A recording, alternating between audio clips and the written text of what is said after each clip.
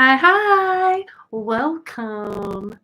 We are going to be talking about Crip Camp today. Welcome to Baseline Beatnik. Let's talk movies. I'm your host, Brandi Price. For those of you who aren't following the Facebook group, go ahead and stop by, give it a follow so that you can contribute to the conversation. You can help pick movies. You can actually find the link in the end of the video, bottom right-hand side. But all that aside, thanks for joining me. I don't know if anyone's actually here yet, but whether you're joining live now or you're just going to be watching the playback, thanks. You're awesome. Welcome. So today we're going to be talking about Crip Camp. For those of you that don't know, this is a documentary that's on Netflix, and it's a documentary about Camp Jened and how it propagated the movement for equal rights for people with disabilities by providing like a safe space for them to just be teenagers. And its output was incredible. Like, you have a bunch of different people that came out of here, and they really just changed the game for equal rights for people with disabilities. Primarily, it follows the life of Judy Heumann and Jimmy Labrecht, who's also the director, along with Susan Noonan. I think I'm saying that right. I should double check that. I'm so bad. Nicole Noonan. Yep. Sorry, Nicole. I am such a jerk. I did not confer to my notes for that.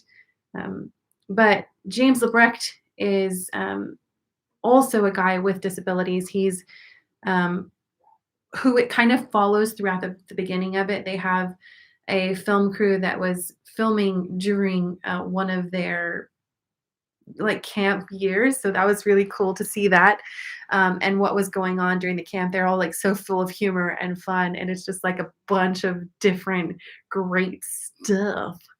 Like I said, nobody's joining me yet, so we're just gonna keep on chugging along talking about this film.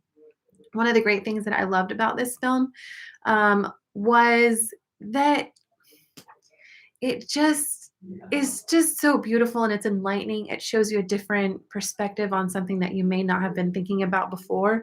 And primarily, it follows the life of Judy Heumann and Jimmy Labrecht also. But we're going to primarily focus on Judy because that's who it kind of revolves around mostly. And as far as her disability, she contracted polio when she was just a kid, and so she was constricted to a wheelchair like thereafter, and she wasn't able to go to the school because at some points, because they considered her like a fire hazard at like the age of 5, because she wouldn't be able to get out of the way of those able-bodied people. So that wasn't really cool. But then that changed, and she was able to go to school. She got an education, and then she became this amazing activist. As a young adult, she staged a sit-in in this San Francisco Federal Building, and it lasted like 28 days. And she wasn't there actually the whole time. She actually did go to DC, where there's another part of that story that happened. But that lasted 28 days. Imagine like camping out in a place for like a month with no running water, and they went long durations without food, which is insane, until the Black Panthers, who were like, yeah, we really want to help you right now because we're struggling and we're doing the same thing. We want equal rights for everyone. So they provided meals for them for, I don't know the duration that they actually provided the meals, but it was when they started, they didn't stop, and it was for the duration of the whole time that they were there, which was 28 days. Imagine just camping there for so long, like without running water. And then, but also like imagine that you're a paraplegic and you don't have access to proper care and all of those things, and you're risking bed sores just because you want equal rights. Like, people wouldn't even do that now. And during the time of this sit-in, which it was 1977, I believe, a few of the others, like I was saying before, they went to DC, And they staged like a rally in DC as well to get the attention of the public nationally. So that was a really great move. And that included Dennis Phillips, who was a blind disability and gentrification activist as well. It had Jimmy LeBrecht decided to join them because he was still on the East Coast and he wasn't able to get to San Francisco for the actual sit-in, and he decided to do that. He took public transportation all the way to get there, and imagine like taking public transportation where they don't have an elevator, they don't have escalators, all they have are stairs, and all you have are your arms and your torso and non-ambulatory legs. So you're carrying not only yourself but you're carrying your wheelchair up these stairs one by one just to get to a rally. That's incredible. The solidarity is so insane. And I wish that people would have that much of a pool to do something in their lives now. And I know some people do, obviously, that isn't the case, but with everyone. But I think like that solidarity that they have in creating equality for themselves in a world where they were not looked upon as anything but sick or disabled or stupid or retarded. I hate that word, but um, it's just yeah, it's just so crazy. I know I sometimes take for granted my life and how accessible everything is as a fully ambulatory individual. And I think it's important that we think about that. I think it's important to have patience with people who aren't as quick moving or as quick thinking or speaking as yourself. Um, I've known like several brilliant minds who were so socially awkward that they couldn't even get their thoughts out on like exactly like I'm doing right now. They just couldn't get their point across in time where people had enough patience in order to like hear them out. And I just don't think that's fair. Like for example, like in this movie, if you're not patient, you'll never get the intelligence or appreciate the wit of this woman called Denise Scherer Jacobson because you just I guess because you're just not living in the moment and you're not appreciating the people or the things that are right in front of you. Yes, she's absolutely brilliant.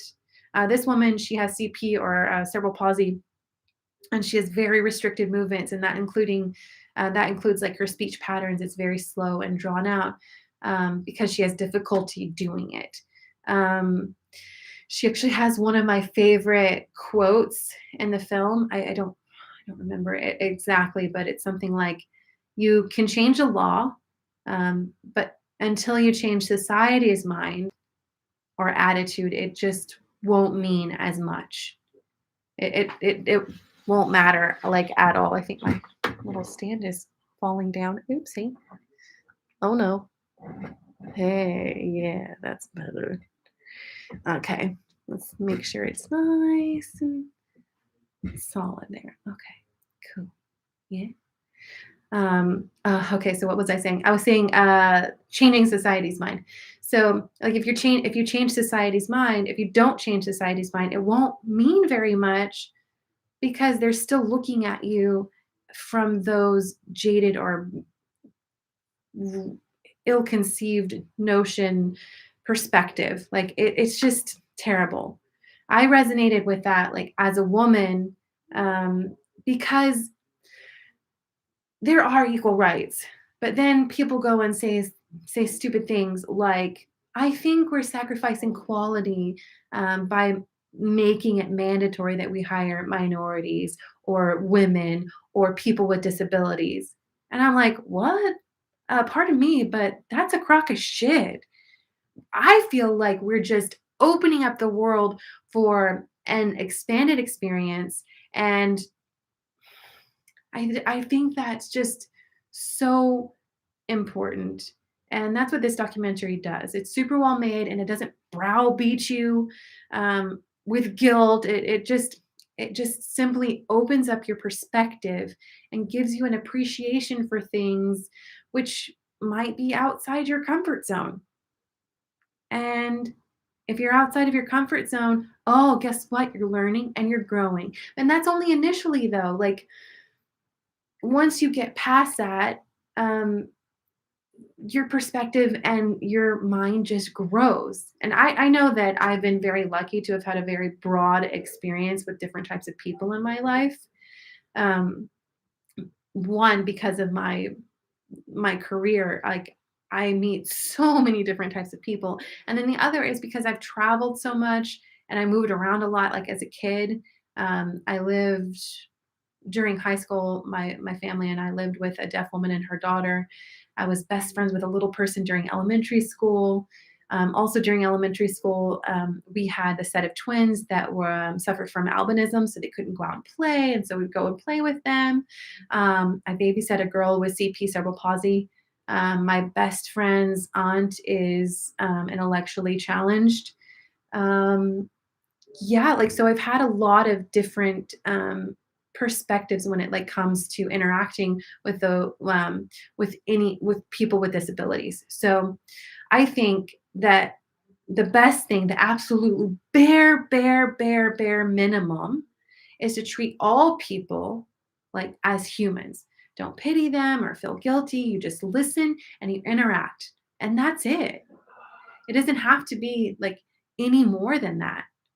Like, all they want and all I want for everyone is for everyone to feel loved and seen. Bottom line.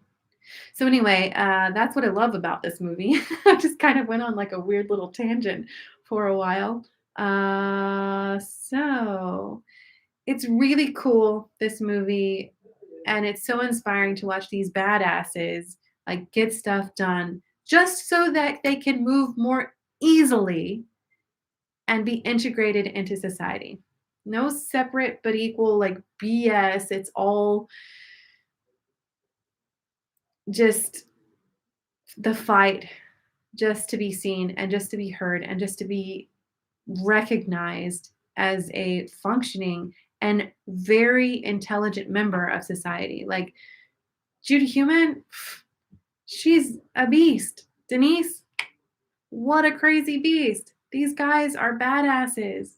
And James Brecht, also a badass. You'll see in the movie when you watch it, or if you have watched it already, that he's just like moving around like more able bodied than people that have two functioning legs.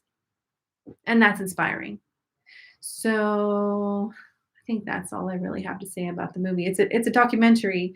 So all of these things happened. If you don't know about the 504 sit-in, you should. It's about Section 504, which is the Disabilities Act. You can check that out. Just do a little Google. Well, anyway, thanks for tuning in. I know nobody's actually here still, so I'm just talking to myself. But you guys are amazing. If you haven't done it already, join my Facebook group. Do it. Do it. The link should be like here is that on the right side? Yeah, it's camera right. Yeah, so probably down there. Yeah, has all the links, so you can find my Facebook page for acting stuff, and then you can find it for Let's Talk Movies, and then that's where we discuss all the things. Yeah, be kind, you beautiful beatniks. I don't know what else to say, so I'll see you soon. Bye bye.